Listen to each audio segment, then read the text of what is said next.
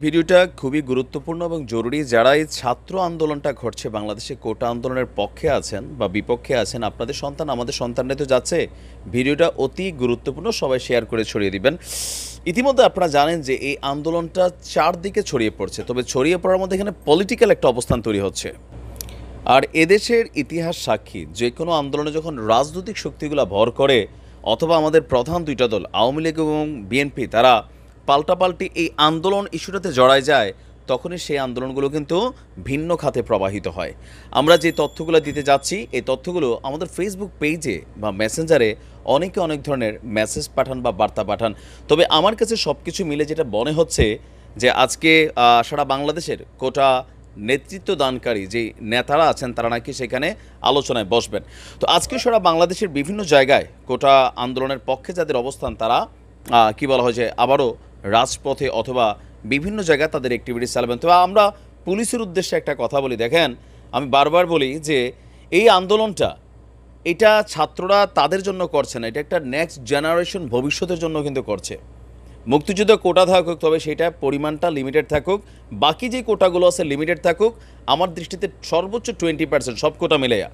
এখন আপনারা যারা পুলিশের দায়িত্ব করছেন, আইনশৃঙ্খলা রক্ষা করাই আপনাদের দায়িত্ব, তবে একটু খেয়াল রাখবেন, আজকে আপনি হয়তো চাকরি করছেন, কালকে আপনার সন্তানের জন্য আপনি যে পড়াশোনা কইরা বা নানানভাবে টাকা পয়সা ইনকাম করে বাচ্চার ভবিষ্যৎ চিন্তা করতেছেন, এই বাচ্চাটার ভবিষ্যৎ তো এই দেশেই, তাই না?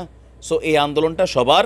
আর ছাত্রছাত্রীদের উদ্দেশ্যে বলবো, পুলিশকে টার্গেট কইরা কোনো ধরনের বক্তব্য তোমরা দিও না।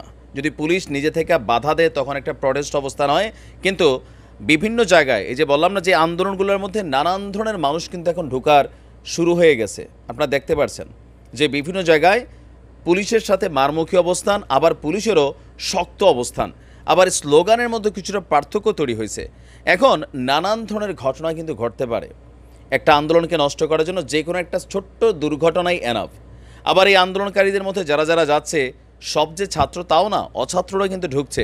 সো প্রত্যেকটা ছাত্র যারা তোমরা যেই জায়গাতেই আন্দোলন করছো, এটা ন্যায়ের যৌক্তিক আন্দোলন, তবে তোমার সাথে থাকা মানুষটার একটু স্মরণ রাখো যে তোমাদের বেচের মধ্যে যে মানুষটা স্লোগান দিচ্ছে সেই মানুষটা তোমার পরিচিত কিনা, তোমার ভার্সিটির কিনা, ক্যাম্পাসের কিনা, তার সাথে থাকা ব্যাগটার মধ্যে কী আছে। কারণ নানান জায়গায় কিন্তু নানান ধরনের ষড়যন্ত্রের ছক হয়তোবা কষে গেছে, হয়তোবা যেমন বিএনপি এক ধরনের বক্তব্য দিচ্ছে, আওয়ামী লীগের একটা পাল্টা বক্তব্য দিচ্ছে, দুই দলই বলতেছে, কেউ বলতেছে মুক্তিযুদ্ধের কী বলে যে বিপক্ষের শক্তি এটার মধ্যে ভর করছে, আবার বিএনপির তারা বলতেছে যে সরকার স্বৈরশাসক ভূমিকা পুলিশটি দিয়া মাঠে নামাই দিছে। এখানে সামহাও যে কোনো কিছু ঘটতে পারে, দরকার হচ্ছে সুষ্ঠু একটা সমাধান। যেহেতু বিষয়টা এখন সরকারের দিকে আসছে, সো এটা নিয়ে প্রধানমন্ত্রীর দৃষ্টি বরাবর তোমাদের অবস্থান থাকা উচিত। আর আন্দোলন করো, তবে সহিংস না।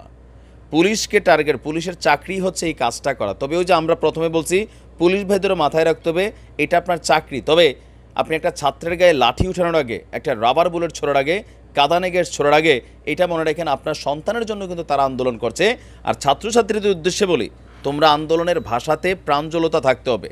তোমরা পুলিশের বিপরীতে গিয়া কোনো ধরনের অ্যাক্টিভিটিস চালানো, হাত তুলে ফেলা অথবা ধরেন একটা গালাগালিমূলক অবস্থানে নেওয়া, তো এটা কিন্তু ঘটতেছে। গতকালকে থেকে বাতাসটা একটু কিন্তু নড়বড়ে। আর আমাদের পুলিশ কমিশনার যিনি ডিএমপির আছেন তিনিও কিন্তু খুব কড়া কড়া হুঁশিয়ারি দিয়েছেন।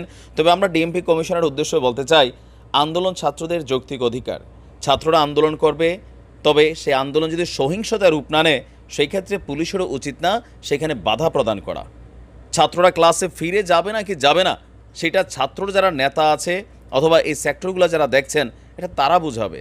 তা আমার মনে হয় সর্বোপরি প্রধানমন্ত্রী একটু যদি বক্তব্য একটা দিয়ে দেয়, তিনি এই মুহূর্তে যত একটা জাতির জন্য ক্রান্তিকাল যাচ্ছে বিভিন্ন সেক্টরগুলো থেকে কেন্দ্র করে, তো সেই ক্ষেত্রে মাননীয় প্রধানমন্ত্রীর দৃষ্টি আকর্ষণ করবো যে তিনি বিষয়টাকে একটা সুষ্ঠু সমাধানে আইনা একটা বক্তব্য দিবেন, যে বক্তব্যটা মুক্তিযোদ্ধাদের পক্ষেও যায়, ছাত্রদের পক্ষেও যায়। কারণ একটা রায় যখন এস্টাবলিশড হয়ে যায় সেটা কিন্তু একদিন দুই দিনের জন্য না, এটা একটা লম্বা সময়ের জন্য হয়। দেখেন সরকার কিন্তু কোটাবার প্রথার বিরুদ্ধে অবস্থান, তাই না? কিন্তু আদালত থেকে রায় আসতেছে কেমনে?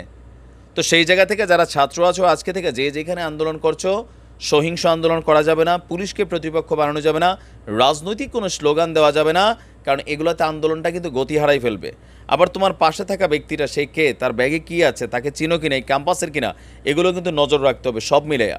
আর পুলিশ ভাইদের উদ্দেশ্যে বলবো, তারা আমাদেরই সন্তান, আমাদেরই ভাই, আন্দোলনটা আপনাদের জন্য করছে।